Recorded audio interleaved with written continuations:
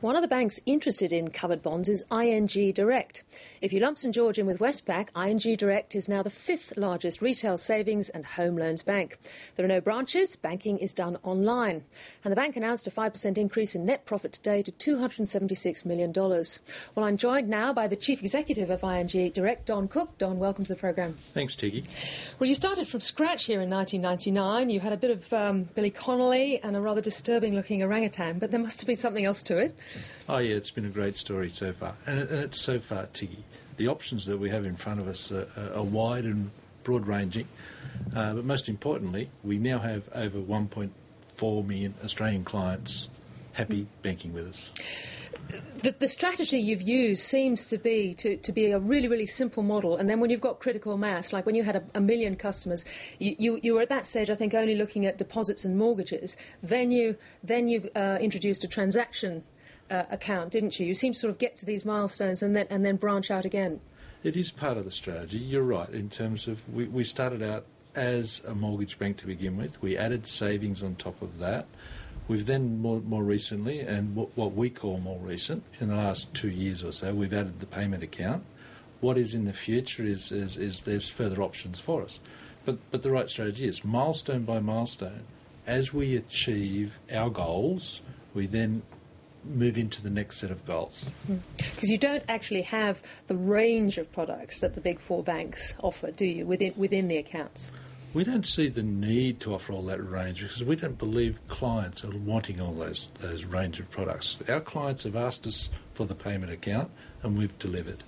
Our clients are asking us for new and different things and we will deliver those in the future. What are they asking you for now?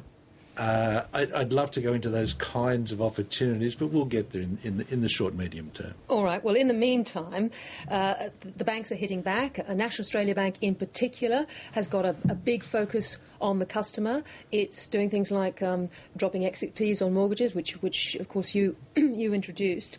How can you stay one step ahead of them all the time? There are several ways of doing that, Tiki, and it's actually about keeping the pulse of the customer, the real pulse of the customer, being in touch.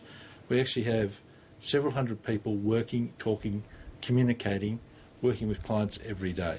We actually have our internet capability, working with clients every day. So it's all about being aware of what clients want and bringing to market or bringing to those clients what they need. Presumably also you've got your cost model. I mean, how much are you saving by not having branches? Well, our cost-income ratio, for want of a better word, we're already in the 30 range, so I'm very comfortable with that. We can afford to do things. We can afford to do research and development, to test, to pilot, and our clients love us, and that's the really important message. And it's with those three simple products, with the savings, term deposits, mortgages, actually four, and the new payment account. Any plans for business banking down the track? I'm glad you brought that up. We actually already have a range or a number of business banking clients. Over 40,000 small to medium enterprises actually bank with us at the moment. They're very satisfied, or they tell us they're very satisfied. We're working with them to broaden that product set. What that will mean, I think you'll see that in 2012 or 2013. Let me briefly ask you about covered bonds. It's cheap funding. The allegation is it's cheap funding and it will simply fan a property bubble.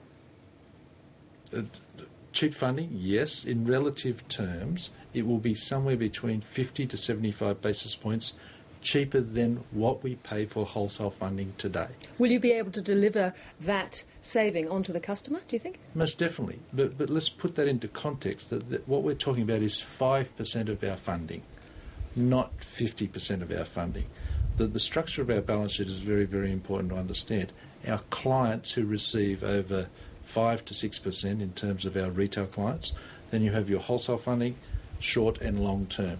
Covered bonds will be a component of our overall funding mix and will drive the overall funding mix lower. And what do you say to another criticism that this is yet again shifting risk from the banks to the taxpayer? Because after all, at the end of the day, the government is going to be guaranteeing the deposits. The government guarantees deposits today, and historically there has been an implied guarantee. I don't think it's ever really been there. So I'm actually in favour of a government guarantee, but the need for some kind of compensation for the government as well. Don Koch, I thank you very much for joining us. We'll be looking at the covered bond issue, I'm sure, but thank you for coming. My pleasure, Dickie. Thank you for having me.